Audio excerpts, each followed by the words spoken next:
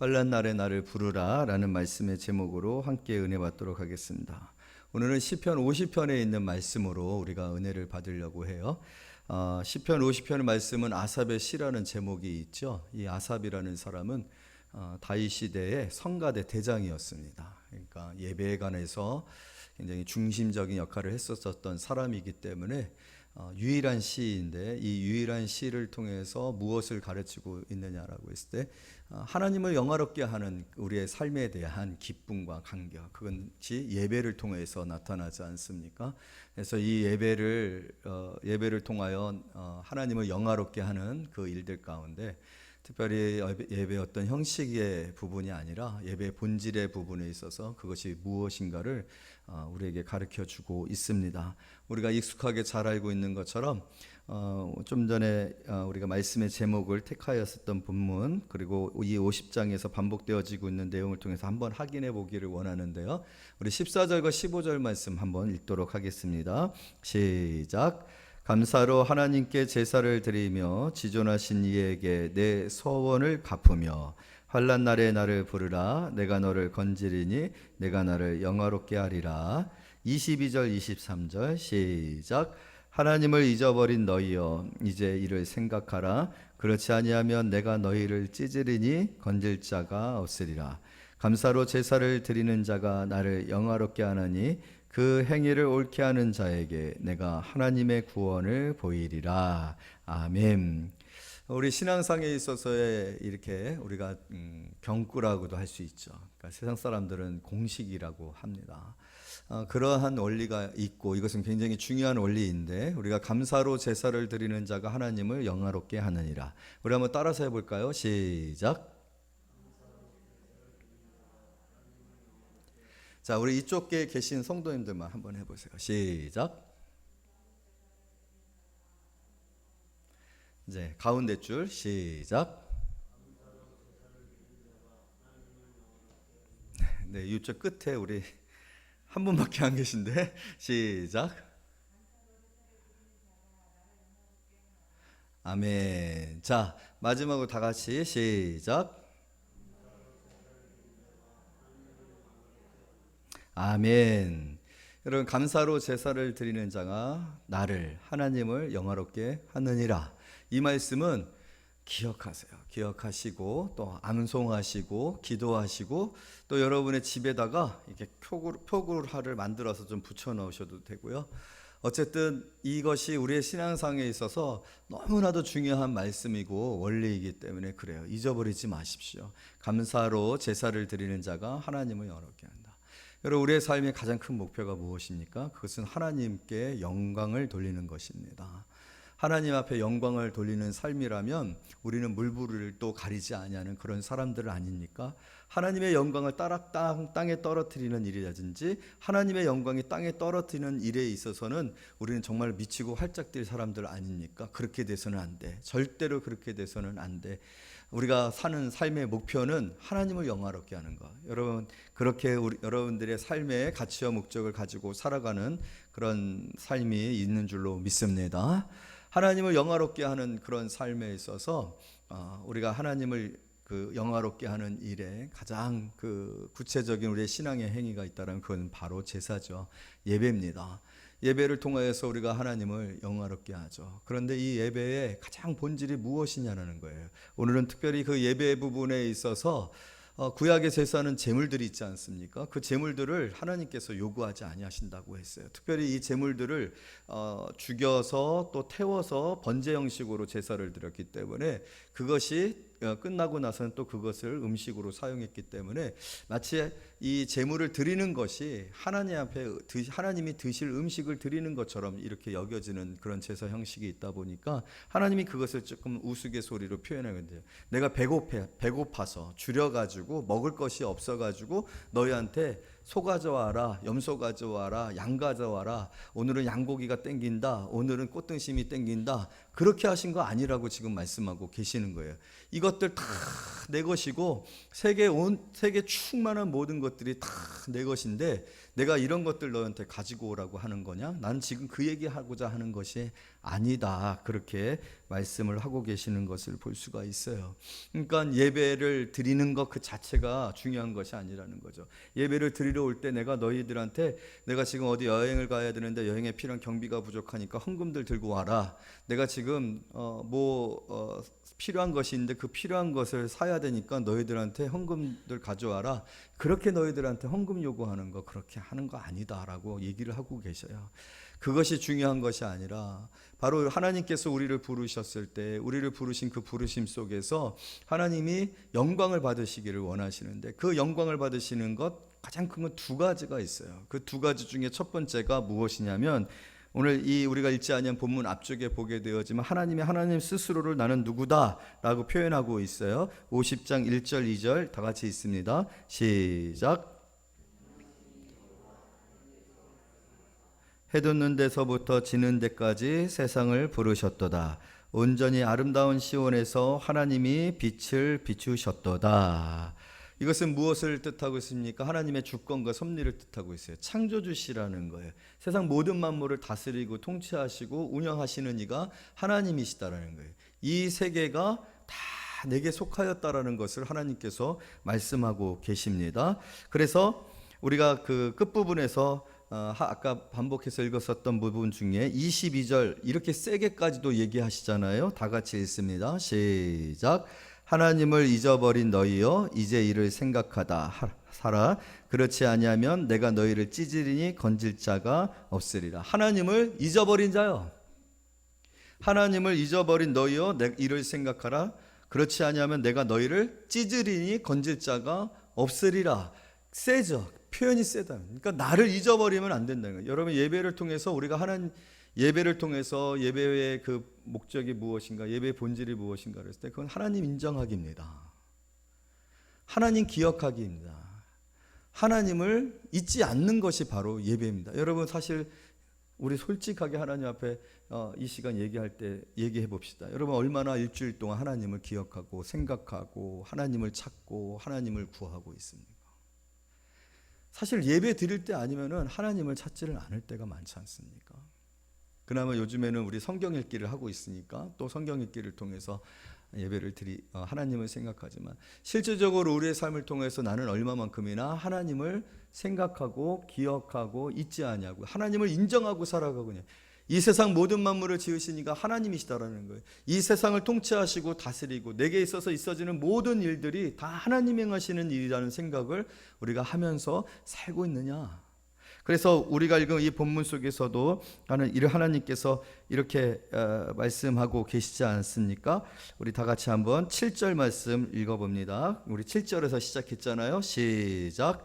내 백성아 들을지어다 내가 말하리라. 이스라엘아 내가 내게 증언하리라. 나는 하나님 곧 내 하나님이로다. 나는 하나님인데 누구 하나님이더라? 너의 하나님이다. 내 하나님이다. 우리는 하나님과의 그 관계 속에서 하나님은 어떻게 우리를 통해서 영광 받으시냐? 하나님이 되실 때, 내게 있어서 하나님이 되실 때, 하나님이 부처님이나 그 마호메트의 이슬람의 그 종교의 지도자들이나 다른 종교의 지도자들과 같은 레벨에 있는 것이 아니라 내게 있어서 하나님이셔야 되는 거예요. 하나님이 그렇게 인정을 받으셔야 된다. 여러분 뭐가 탕자일까요? 우리는 탕자를 욕합니다. 왜 탕자를 욕하면 아버지 돈을 가지고 가가지고 방탕한 생활을 해갖고 모든 돈을 다 잃어버렸으니까 다 써버렸으니까 탕진했으니까 우리는 그 사람을 그냥 뭐라고 해요? 탕자라고 얘기를 합니다. 그러나 여러분 그 둘째 아들만 탕자가 아니에요. 첫째 아들도 탕자예요. 첫째 아들은 효자예요. 윤리적으로 문제가 없어요. 착해요. 집안일을 다 나서서 했어요. 아버지 곁을 떠나지 않았어요. 그러나 첫째 아들도 탕자, 둘째 아들도 탕자예요. 돈을 탕진했어도 탕자고 돈을 탕진하지 않고 착하고 윤리적으로 성실하게 살았어도 탕자예요.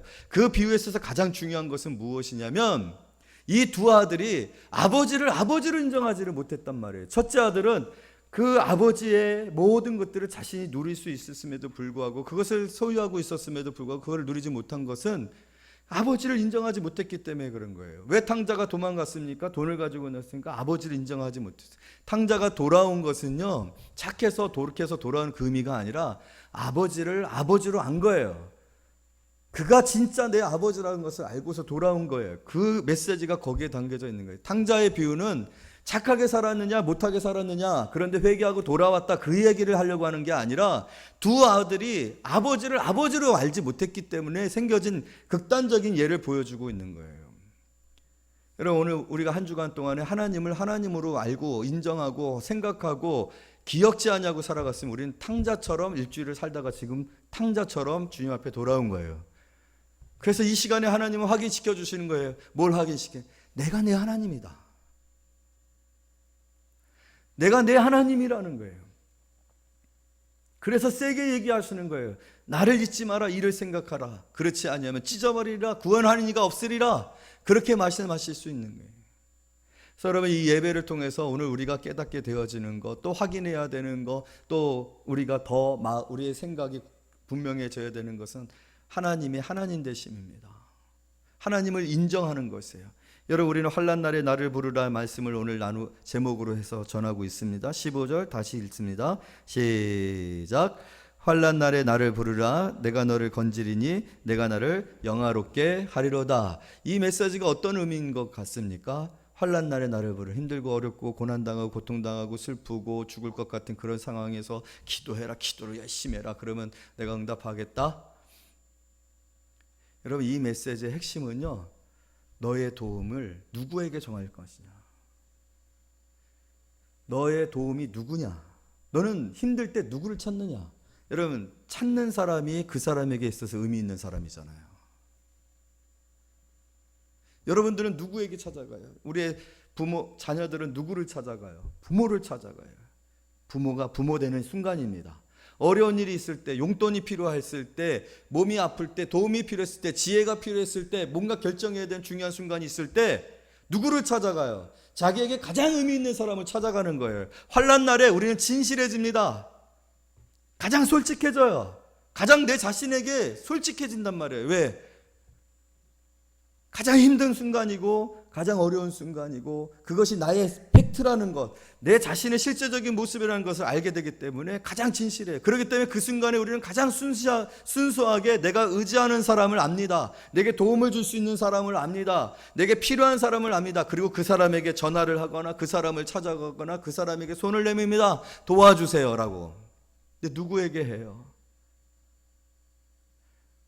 그렇게 우리가 하는 그 순간, 환난 날에 우리가 부르짖는 그 순간, 그 사람은 내게 도움이시고 그 사람은 내게 의미 있는 사람인 거 되는 거잖아요. 하나님이 그거에 누구냐? 너에게 있어서 그 사람이 누구냐? 나라는 거예요. 환난 날에 내게 부르짖으라. 내가 건져주겠다. 내가 구원해주겠다. 그런데 우리 스스로에게 물어볼 필요가 있대요. 우리는 그렇게 하나님을 찾고 있느냐라는 거예요. 그게 하나님 앞에 영광을 돌리는 일인 줄로 믿습니다. 여러분, 나이가 들면요, 이제 부모는 우리의 인생에서 의미가 점점 없어집니다. 그리고 부모는요, 그거를 더 크게 경험합니다. 왜냐하면 옛날에는요, 다 해줬거든요. 무슨 일이 생기면 아빠, 무슨 일이 생기면 엄마, 힘든 일이 생기면 아빠, 무슨 일이 넘어져도 아빠, 배고파도 아빠, 아빠 잘 안 보이죠? 엄마, 응? 누가 자기 때려도 엄마 부르짖어요. 왜 그렇게 부르짖어요? 엄마이기 때문이에요. 아빠이기 때문에. 그래서 그때는요, 엄마 아빠가 좋아요. 기분이 좋아요. 힘들지만 기분이 좋아요. 왜? 내가 걔 아빠라는 거예요. 내 자녀에게 아빠로 인정받고 있기 때문인 거예요. 영광을 받는 거예요. 그런 나이가 들면요, 부모가 필요치를 않습니다. 전화도 안 합니다. 왜? 내가 다 할 수 있으니까. 예전에 필요했었던 그 아빠만큼 엄마만큼이 필요하지를 않는다라는 거예요. 그래서 가장 힘들면, 나이 들면서 가장 힘든 거는요, 내가 부모로서 인정받는 그 인정감이 점점 줄어드는 거예요. 그게 나이 드신 부모님들에게 있어서의 어려움인 거예요. 하나님도 마찬가지입니다. 하나님도 우리의 부모이세요. 영적인 부모이세요. 그런데 우리가 하나님을 찾지를 않아요. 하나님을 인정하지를 않아요. 생각도 하지 않아요. 하나님을 물어보지도 않아요. 하나님이 전혀 필요치를 않아요. 여러분, 그것은 하나님을 영화롭게 하는 일이 못 되는 것이에요. 그래서 우리는 이 예배를 통해서 예배를 누구에게 드립니까? 하나님 앞에 드립니다.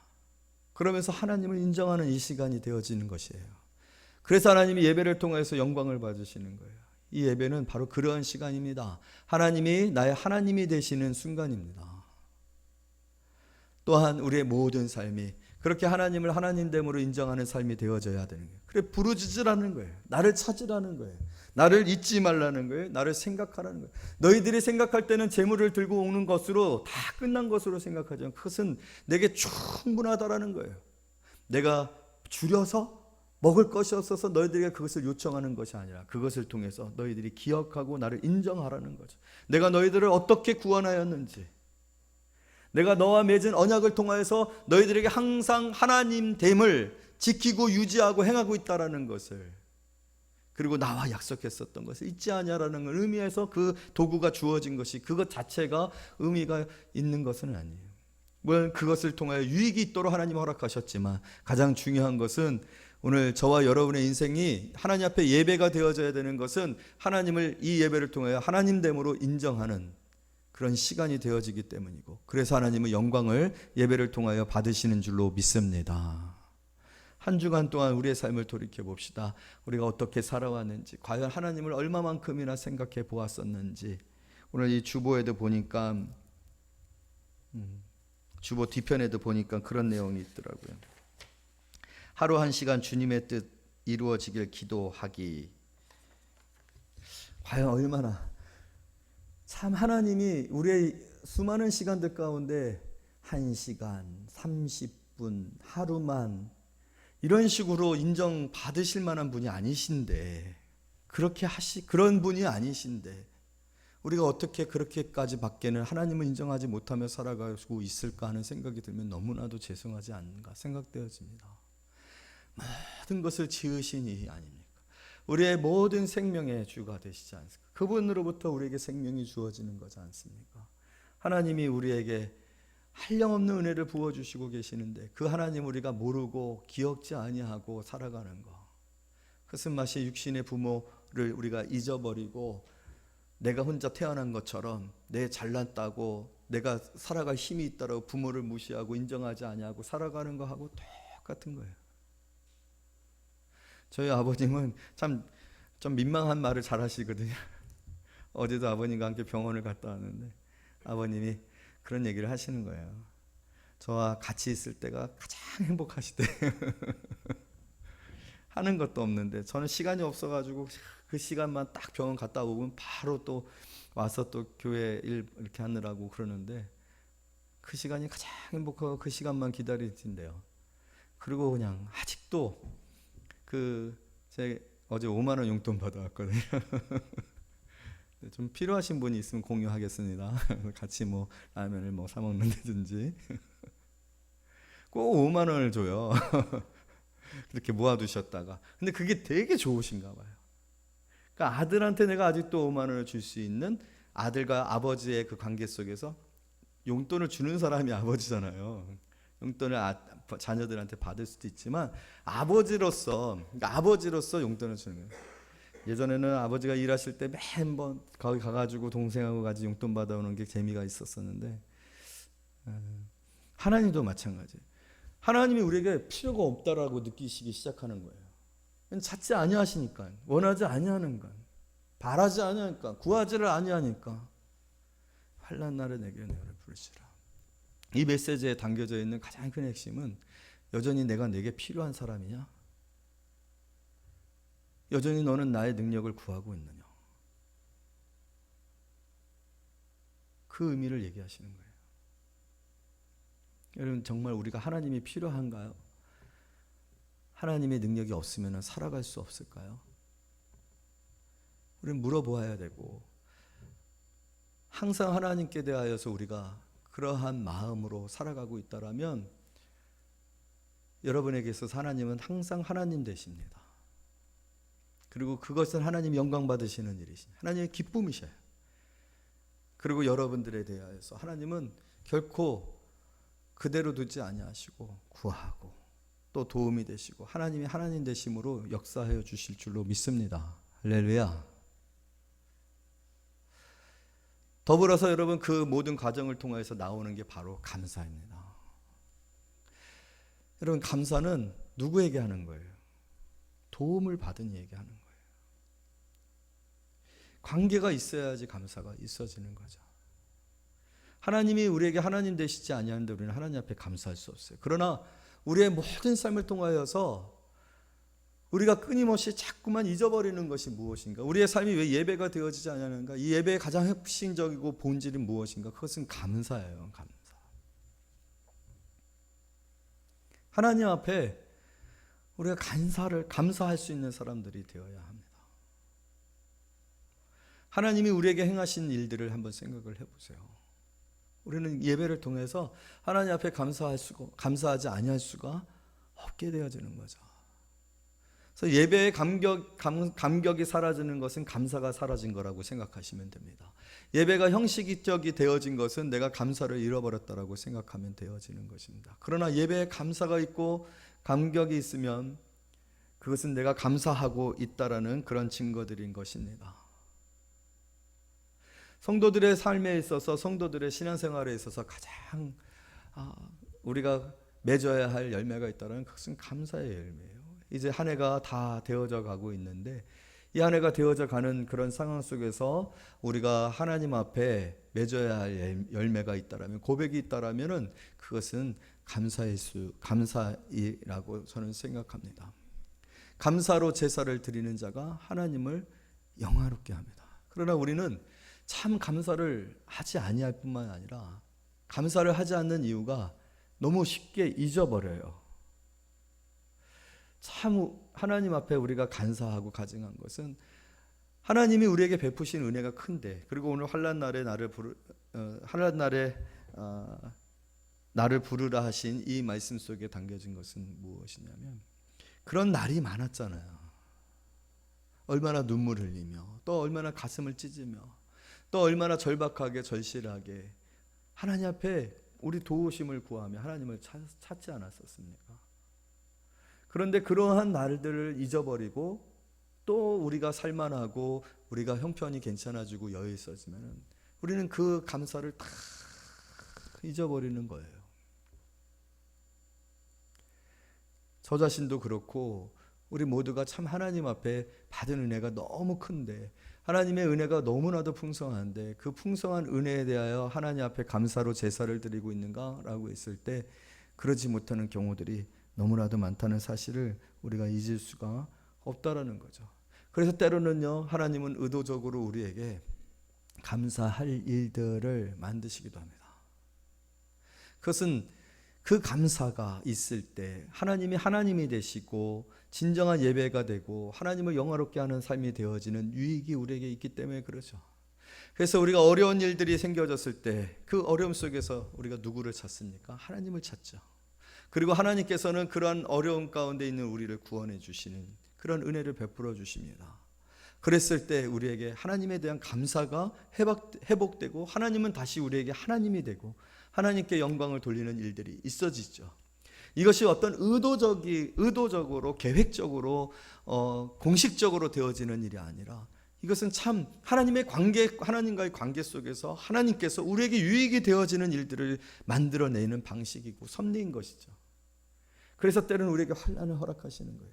그래서 우리가 잊어버렸었던 것들, 하나님이 우리에게 주셨었던, 하나님이 정말 우리를 사랑해서 풍성하게 주어주셔서 그것이 과연 우리에게 주어진 것인가라고 하는 것조차도 잊어버리지 아니하고 너무나도 당연한 것으로 여겨졌었던 것이 당연한 게 아니었구나, 지켜주셨던 거구나, 붙들어 주셨던 거구나, 막아주셨던 거구나, 하나님께서 유지시켜 주셨었던 거구나 라는 것을 깨닫게 하시기 위해서 때로는 몸의 연약함을 허락하시거나 관계의 어려움을 허락하시거나 재정적인 어려움을 허락하시거나 하는 그런 일들을 행하시는 그런 순간들도 있죠.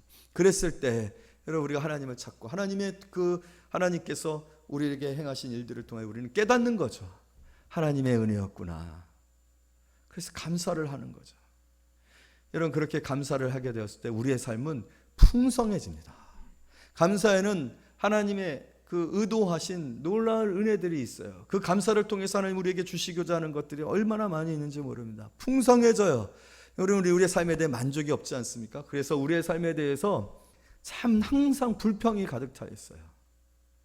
나만 이렇게 힘들고 나만 이렇게 외롭고 다른 사람들은 편하게 사는데 나는 왜 이렇게 고통스럽게 살아야 되고, 남들이 다 해주는 밥들 나는 먹는데 나는 왜 이렇게 힘들게 살아야 되는가 하는 그런 생각들을 하는 순간들이 많이 있지 않습니까? 그런데 감사를 하게 되어지면은요, 그 감사 속에서 내가 받은 게 많은 거죠. 내가 다른 사람들보다도 받은 게 너무 많은 거죠. 그것을 깨닫게 되어지면 우리의 삶이 풍성해지는 거예요.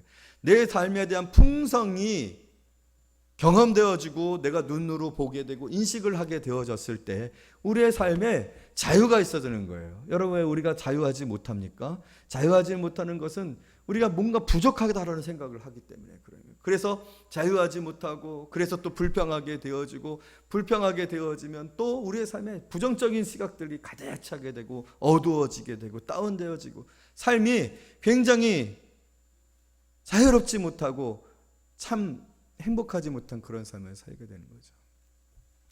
저희 그 미랄복지재단에서 나오는 미랄보라는 책자가 있는데, 그 미랄보에 예전에 나왔었던 그런 내용 중에 한 내용을 여러분들에게 소개하면요, 두 부부가 이제 이 미랄복지재단에서 이렇게 일을 했어요. 일을 하다가 서로 마음이 통하고 그래서 결혼을 했어요. 그래서 또 이제 장애인들을 위해서 뭔가 귀한 일을 하려고 하는 그런 비전을 가지고 꿈을 꿨어요. 그런데 이제 결혼을 했으니까 아기가 태어나지 않습니까? 첫째 아이가 장애아가 태어난 거예요. 둘째 아이가 또 장애아가 태어난 거예요. 셋째 아이가 또 장애아가 태어나요. 10년을 이 장애 아이들을 키우느라고 삶이 완전히 피폐해진 거예요. 나중에 10년이 지나고 나서 어느 아침 어느 아침 이렇게 세수를 하다가 거울을 봤는데 그렇게 이뻤었던 자기 얼굴이 완전히 쭈글쭈글해진 거예요. 자기가 볼 때에도 너무 심란한 거예요. 여러분, 우리 그런 순간들 있잖아요. 야, 험난한 사회생을 살았구나. 참 고왔는데, 참 괜찮았는데, 잘 나갔었는데 딱 보는 순간 힘들었대요. 마음속에 너무 마음이 우울해지고 힘들어지는 그런 마음이 들었다는 거예요. 그런데 기도를 하는 중에 하나님께서 음성을 들려주시는데, 들려주시는 그 음성을 통해서 자기가 자유를 얻게 된대. 그게 뭐냐면 너무 고맙다는 거예요. 하나님이 이 아이를 누구에게 맡기겠느냐. 이 아이를 어떤 이에게 맡겼을 때 과연 이 아이를 장애아라고 버릴 수도 있거든요. 그냥 시설에 버려버릴 수도 있거든요. 그리고 엄청나게 그 힘들게 할 수도 있거든요. 그렇게 핍박받고 폭력 속에서 자라는 그런 장애인들도 많거든요.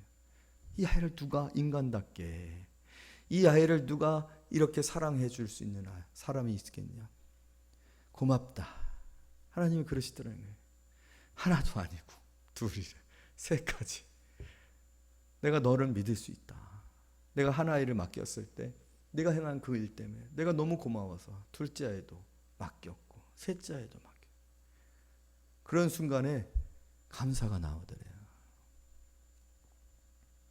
그러면서 자신의 모든 그 인생에 가난한 그 눌렸었던 것들, 하고 싶었던 것을 하지 못했었던 것들, 포기했었던 것들로부터 다 그것이 놓여지고 자유해지면서 하나님 앞에 영광을 돌렸다고 합니다. 감사는 내 인생을 풍성하게 할 뿐만 아니라 자유케 합니다. 하나님이 내게 행하신 일들에 대하여서 우리가 하나님의 그 뜻과 하나님께서 어떠한 섭리를 통하여 이 일을 이루시는가를 발견할 때 우리가 감사가 되어집니다. 여러분, 하나님은 연합하여서 선을 이루십니다. 우리의 가난이나 또 우리를 가난하게 할 수도 있고 부하게도 할 수 있고 또 우리를 존귀하게 할 수도 있고 우리를 낮추실 때도 있어요. 어느 순간에는 한 발짝도 앞으로 나가지 못하고 그냥 그 자리에 계속 머물게 하는 그런 순간들도 있어요. 마치 광야에서 이스라엘 백성들이 어느 순간에는 텐트를 다 쳤는데 그 다음날 가자, 구름 기둥이 뜨면 가야 되잖아요. 가게 할 때도 있지만 어느 때는 그냥 1년이고 2년이고 3년이고 주구장창 한 곳에 머물러 있게 하실 때도 있어요. 그러나 거기에는 다 하나님의 섭리가 있는 거예요. 여러분, 우리는 왜 감사를 합니까? 왜 하나님 앞에 감사를 합니까? 그래서 왜 하나님이 영광을 받습니까? 그것이 하나님의 섭리고 하나님의 뜻이고, 하나님은 그 과정을 통해서 연합하여 선을 이루시는데, 그 일에 대하여서 내가 사용되어지고 그 장소의 그 일 가운데 내가 하나님의 도구가 되어지기 때문에 그래요. 그래서 결국은 나를 통해서 하나님께서 이루실 놀라운 일들, 그것을 우리가 보면 감사합니다. 그랬을 때 하나님이 고맙다, 영광 받으시는 거예요. 할렐루야. 내가 내 교회가 힘들고 어렵고 내 교회가 참으로 힘들 때 내가 떠나지 아니하고 내가 그 자리를 지키고, 내가 필요로 한 것들이 있을 때 내가 내 것을 아끼지 아니하고 내어줌으로 내 교회가 세워져 가고, 내 교회가 통해서 내가 영광 받고자 하는 일 가운데 네가 사용되어졌고, 다른 이가 아니면 바로 네가 그렇게 내 뜻 가운데 순종해서 내 교회가 지켜진 거 고맙다. 여러분, 우리 하나님 앞에 그래서 감사하는 거예요. 진정한 성도들은 그러한 것들을 봅니다, 깨닫습니다, 압니다. 그래서 순종하고 감당하고 인내하고 오래 참고, 그래서 감사하는 거예요. 왜? 나를 그렇게 사용해 주셨으니까. 하나님께서 나를 그렇게 사용하셔서 하나님의 놀라운 일들을 이루셨으니까. 그래서 여러분, 오늘 우리가 이 예배를 드리는 이 모든 순간에 우리는 우리의 삶 가운데 넘치는 하나님의 섭리와 계획과 그 선하심을 고백하는 거예요. 그런데 감사는요, 깨달았을 때만 고백하는 것도 좋지만 깨닫지 못하는 순간에도 감사하면, 이런 그 감사는 여러분의 삶을 자유케 하고 또 뜨겁게 하고 지치지 않게 하는 유익이 있는 그런 은혜인 줄로 믿습니다. 모든 것을 깨달아야 하고 모든 것이 되어야 되고 모든 축복을 받아야지만 감사하는 게 아니라, 그렇지 못한 순간에도, 물론 아까 그 장애인이 3명이나 있었던 그 가정은 깨달았고 감사를 했지만, 여러분, 그 사람의 마음 가운데 이런 마음이 들었을 것 같아요. 어떤 마음이요? 내가 왜 이런 하나님의 섭리를 미처 깨닫지 못하고 어느 순간은 불평하고 죽어버리고 싶은 마음 들었겠어요? 안 들었겠어요? 몇 번이도 약 먹고 죽고 싶은 마음 들지 않았겠어요? 애가 한 명만 장애인이어도요, 평생 인생이 장애가 됩니다. 근데 둘이에요, 셋이에요. 얼마나 죽고 싶었겠어요? 도망치고 싶었겠어요? 그런데도 포기하지 않았단 말이에요. 그러나 여러분, 그 모든 순간에 감사를 한다라면 얼마나 하나님께서 그 안에 마음 가운데 평안이 있고 자유가 있고, 힘들지만 이 일은 하나님이 아시고는 일이고, 하나님이 계획하시는 일이고, 하나님이 나를 믿고 맡기신 일이고, 하나님께서 내게 허용하셔서 이 일을 통해서 뭔가 행하시고 계시는 일이라는 알며 살아가는 우리의 모든 순간순간들이 얼마나 기쁘겠어요. 그 만남이 얼마나 기쁘고 행복하겠어요. 여러분, 그것이 다시 한번 이 예배를 통해서 회복되어지고 확인되어지는 귀한 성도님들이 되어지기를 원합니다. 그래서요, 보게 되어지면 신앙 없는 성도들이 감사가 없어요. 감사의 반대가 뭐겠습니까? 불평이지 않습니까? 신앙이 있는 성도들은요, 감사가 있어요. 불평이 없고 감사가 있어요. 근데 믿음이 부족한 성도들은 항상 불평하고, 또 그래서 시기하고, 그래서 우울해하고, 또 화나 있어요. 상황은 똑같은데 오히려 상황은 더 극적이고 상황은 더 있는데, 믿음 있는 성도들은요, 감사하고 오히려 기뻐하고 또 감당하고 즐거워해요. 여러분들은 어떤 삶을 살아가시기를 원하십니까? 여러분, 먼저는 이 예배를 통해서 그동안에 우리에게 주어졌었던 하나님의 그 은혜 안에서 내가 고백했었던 감사를 다시 한번 기억하는 그런 성도님들이 되어지기를 원합니다. 그리고 지금 여러분의 상태가 현실이 감사할 수 없는 그런 상황이다 할지라도 여러분, 억지로라도 감사를 하세요. 억지로라도 감사를 하세요. 감사해요. 감사할 것이 있을 거예요. 반드시 이 안에 하나님께서 두신 계획이 있을 거예요. 감사하세요. 그 감사의 열매가 반드시 맺혀지는 것을 보게 되어질 줄로 믿습니다. 그랬을 때 하나님이 고맙다. 내 일을 너를 통해서 이루게 되었구나. 내가 너를 통해서 영광받았다. 내 일이 너를 통해서 막혀지지 아니하고 지켜졌고 계획대로 되어졌고 더 충만하게 이루어졌다. 하나님 영광 받으시는 거예요. 그 하나님이 영광 받으시는 것이 여러분 우리에게 있어서 얼마나 큰 상급입니까? 오늘 우리는 힘듭니다. 환난과 같은 상황 가운데 있을 수 있습니다. 가난해요. 또 행복한 일이 하나도 없어요. 너무 주변이 시끄럽고 좀 조용히 나 혼자만 좀 살고 싶은 생각이 들어지는 순간들도 있어요. 내가 너무 닿아야 할 손길들이 많이 있어요. 언제까지 이런 일들이 계속되어질 수 있을까? 나는 언제 고상하게 커피 한 잔하고 모닝 커피 마실 수 있을까? 사랑하는 성도 여러분, 하나님은 여러분들의 하나님이신 줄로 믿습니다. 하나님은 우리를 통해 영광 받으시기를 원하시는 줄로 믿습니다. 우리의 인생 중에 헛된 것은 하나도 없습니다. 실패가 아닌 것은 감사를 통해서 깨달을 때요. 우리의 낮아짐과 가난함이 결코 초라함이나 세상 사람들이 얘기하고 손가락질할 수 있는 것들 아닙니다. 하나님의 섭리 안에서 하나님께서 나를 통하여 영광 받으실 일들 가운데 과정일 뿐이에요. 지나갈 것이고요. 그러나 잘 지나가시기를 원해요. 잘 감당하셨을 때 반드시 하나님 칭찬이 있을 거예요. 수고했다고, 애썼다라고, 고맙다라고. 그래서 아닙니다 하나님, 오히려 제가 너무 부족했습니다. 제 마음 가운데 도망가고 싶었던 마음이 있고, 왜 하나님 이런 일들을 제게 허락하셨습니까? 하나님 너무 미워요 라고 하는 마음도 있었어요. 그런데도 하나님 이렇게 나를 버리지 아니하시고 포기하지 않으시고 끝까지 나를 붙드셔서 이 일에 이르게 하시고 이 일을 통하여 영광 받으신 것에 감사할 뿐입니다.